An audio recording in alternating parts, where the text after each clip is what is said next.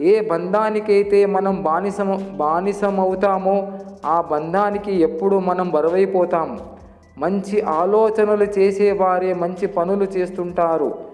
మనవి కాని బంధాల కోసం వెంట ఎంత పరిగెత్తినా నీ దేహానికి అలసట, నీ మనసుకి బాధ తప్ప ఇంకేమీ ఉండదు. నీదైన బంధం ఎప్పటికీ నిన్ను వీడదు. నీది కాని బంధం ఎప్పటికీ నీకు దొరకదు. పెంచుకుంటే పెరిగేది మమత ఒకటే, పంచుకుంటే తరిగేది బాధ ఒకటే. కానీ పంచుకున్నా మిగిలేది జ్ఞాపకం ఒకటే. కొన్ని బంధుత్వాలు అవసరం ఉన్నప్పుడు మాత్రమే కలుపుకుంటారు, అవసరం తీరాక పక్కన పెడతారు. జాగ్రత్త మిత్రమా. ఇప్పటికే చాలాసార్లు మోసపోయా, అయినా విశ్వసించే అలవాటు పోవట్లేదు. ఎందుకంటే నాలో మారని మనసుంది. సరైన తోడు ధైర్యాన్ని ఇస్తుంది, సంతోషాన్ని ఇస్తుంది, భరోసా ఇస్తుంది, నమ్మకాన్ని ఇస్తుంది. అన్నిటికీ మించిన జీవితం మీద ఆశని చిగురింపచేస్తుంది. మీరంటే ఇష్టమున్న వారిని ఎప్పుడూ అశ్రద్ధ చెయ్యకండి. ఎప్పుడో ఒకరోజు తెలుస్తుంది ఉన్న బంగారాన్ని దూరం చేసుకొని తుప్పు పట్టిన ఇనుముకై వెతుకుతున్నామని. బంధాల్లో మనుషులు చేసే అతిపెద్ద తప్పులేంటో తెలుసా? వినేది సగం, అర్థం చేసుకునేది పావు వంతు, ఆలోచించడం 0, రియాక్షన్ మాత్రం 200%. ఇక బంధాలు ఎక్కడ నిలుస్తాయి? తృప్తితో నిన్ను నీవు బలపరుచుకో, అది ఎవరు జయించలేని కోట. కోపములో వచ్చిన మాటను పట్టుకుంటే మనసు విరిగిపోతుంది. అదే ఆ కోపం వెనుక ఉన్న ఆ బాధను తెలుసుకుంటే ఆ బంధం నిలబడుతుంది. నీ ఆలోచనలను, స్వభావాన్ని పవిత్రం చేసుకో, ప్రగతి పొందు. నీ చుట్టూ ఉన్న వాళ్ళందరూ నీ వాళ్ళే అనుకొని మోసపోకు. ఒక్కసారి వాళ్ళకి వ్యతిరేకంగా మాట్లాడి చూడు, వాళ్ళ అసలు మనస్తత్వం బయటపడుతుంది. అంతరాత్మ మనలను మందలించే పనులు మనం చెయ్యకూడదు. ఎవరు మరొకరి జీవితంలోకి వచ్చి ఊరకాని బంధం కలుపుకోలేరు కూడా. ఎంతో కొంత రాసిపెట్టి ఉంటేనే పరిచయమైనా, ప్రయాణమైనా బలవంతంగా ఏ బంధాన్ని కలుపుకోలేము. కలిసిన ఏ బంధాన్ని విడదీయలేము. డబ్బు ఉన్నప్పుడు నీతో ఉన్న వారిని గుర్తుపెట్టుకో, డబ్బు లేనప్పుడు నీతో ఉన్న వారిని గుండెల్లో పెట్టుకో. జీవితంలో ఒకే నియమాన్ని అనుసరించు. సూటిగా మాట్లాడు, నిజమే మాట్లాడు, ఎదురుగా మాట్లాడు. అసలైన వ్యక్తులు నీతోనే ఉంటారు, నకిలీ వ్యక్తులు దూరంగా పోతారు. అందనంత వరకు అన్నీ అందంగానే ఉంటాయి, అందిన తర్వాత అందమైనవి కూడా అలుసైపోతాయి. అది మనిషి అయినా వస్తువైనా. ఒక్కసారి దెబ్బతింటేనే తెలుస్తుంది నీలో ఎంత ధైర్యం ఉందో. ఒక్కసారి తప్పు చేస్తేనే తెలుస్తుంది నీవు ఇంకా ఎంత నేర్చుకోవాలో. ఒకసారి ఓడిన తర్వాతే తెలుస్తుంది నీవు ఎలా గెలవగలవో. తాజ్మహల్ని ఈ ప్రపంచమంతా చూసింది, కానీ దానికి అర్హురాలైన ముంతాజ్ మాత్రం చూడనే లేదు. అందుకే ప్రేమ మనిషి ఉన్నప్పుడే చూపించండి. వారు పోయాక ఎంత ప్రేమ చూపినా, ఎంత బాధపడినా వేస్ట్. జీవితములో మంచివారి కోసం అన్వేషించవద్దు. ముందు నీవు మంచి మనిషిగా మారు. బహుశా నిన్ను కలిసిన వ్యక్తికి మంచి మనిషి అన్వేషణ పూర్తి కావచ్చునేమో. ఇతరులను సంతోషపరిచే అవకాశాన్ని ఎప్పుడు కోల్పోకండి. దాని ద్వారా మీకు సంతోషం లభిస్తుంది. పట్టుకున్న దాన్ని విడిచిపెట్టకు. విడిచిపెట్టే ఉద్దేశం ఉన్నప్పుడు పట్టుకోకు. అది ఆశయమైన, బంధమైన. ఉదాహరణ ఇవ్వడం చాలా సులభం, ఉదాహరణగా నిలబడడం గొప్ప విషయం. మనం కోరుకున్న బంధం కంటే మనల్ని కోరి వచ్చిన బంధం చాలా గొప్పది. చావుకి బతుక్కి మధ్య ఒక క్షణం నిజాయితీ అనే దీపాన్ని వెలిగించి చూడు.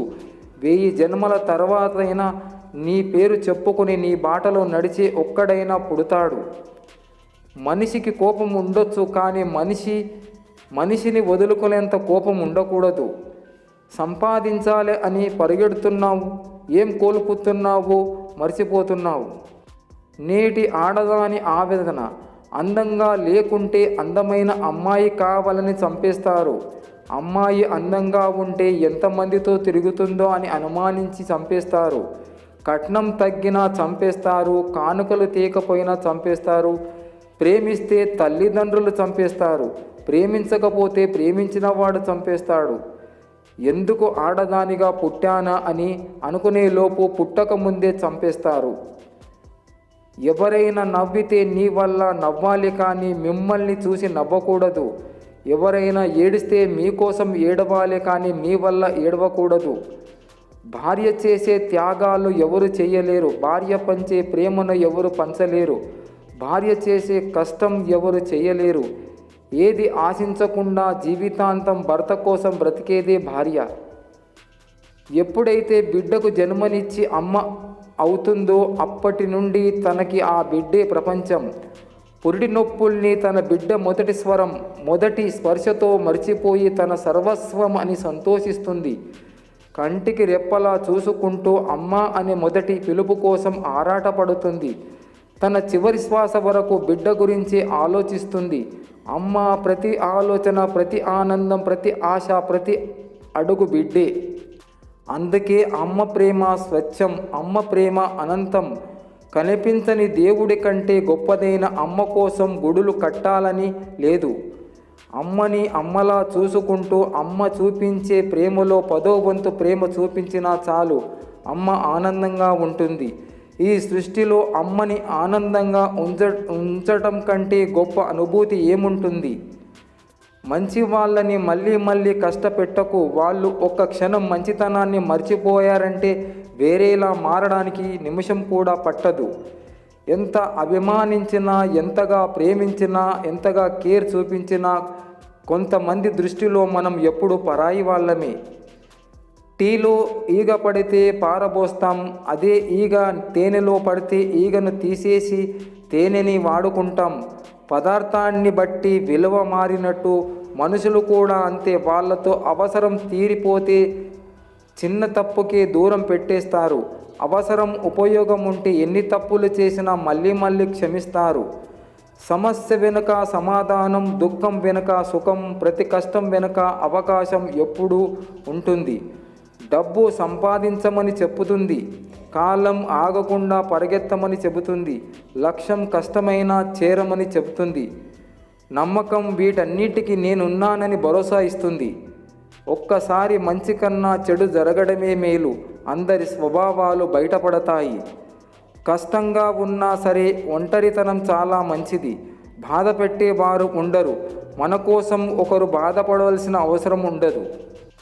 బంధాల్లో ఏవైనా గొడవలు వస్తే సర్దుకుపోవడం కన్నా అర్థం చేసుకోవడం ముఖ్యం.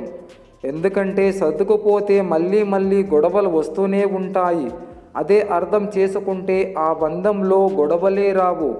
నీ అవసరాలు, ఆనందాలు తీర్చడం లేదని నీ తల్లిదండ్రులను తప్పు పట్టకు. వారికి ఆ అవకాశం లేదేమో అని ఆలోచించు. ప్రతి ఒక్కరి జీవితంలో ఒకరుంటారు. మనం ఎంత తిట్టినా, మనం ఎంత బాధ పెట్టినా వాళ్ళు మనల్ని భరిస్తారు.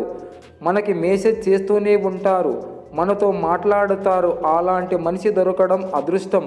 అలాంటి వారిని వదులుకోకూడదు.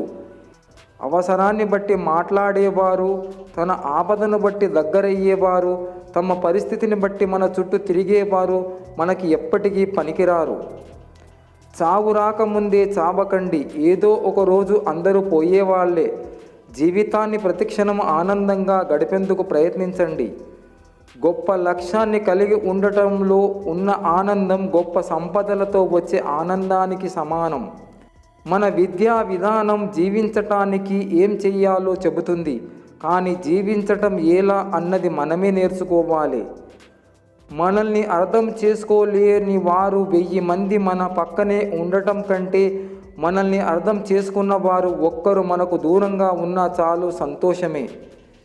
84 లక్షల జీవరాశుల్లో అత్యంత ప్రమాదకరమైన జీవి మనిషి.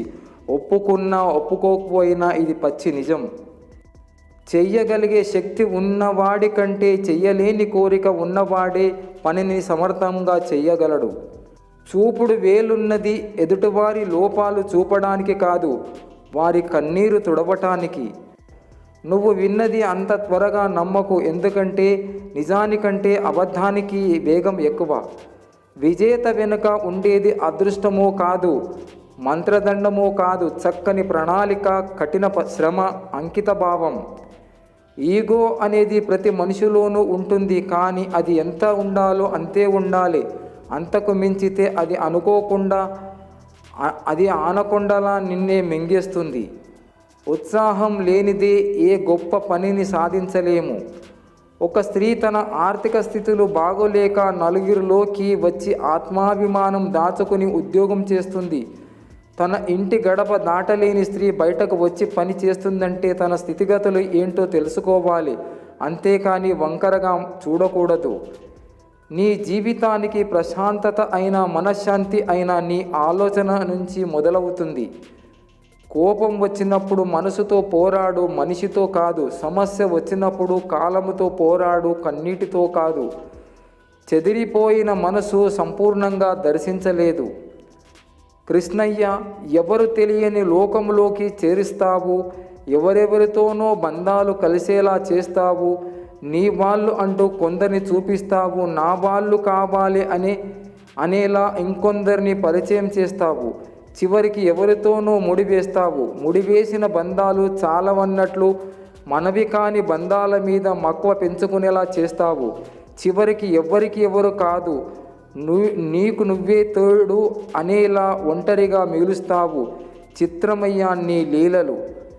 పెళ్ళికి ముందు తండ్రి, పెళ్ళికి తర్వాత భర్త, సరైన వాళ్ళు దొరకని ప్రతి అమ్మాయి కూడా అనాథే అవుతుంది. అమ్మకు మించిన దేవత లేదు, అమ్మకు తలవంచని దేవుడు లేడు. అదే అమ్మ విలువ. కోల్పోవటం అలవాటు అయిన వారికి కోలుకోవటం కష్టం ఏమీ కాదు.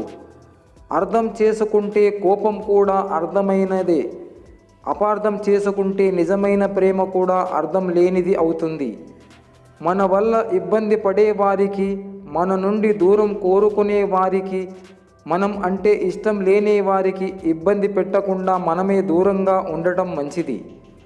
మనకి కష్టంగా ఉన్న వాళ్ళు సంతోషంగా ఉంటారు.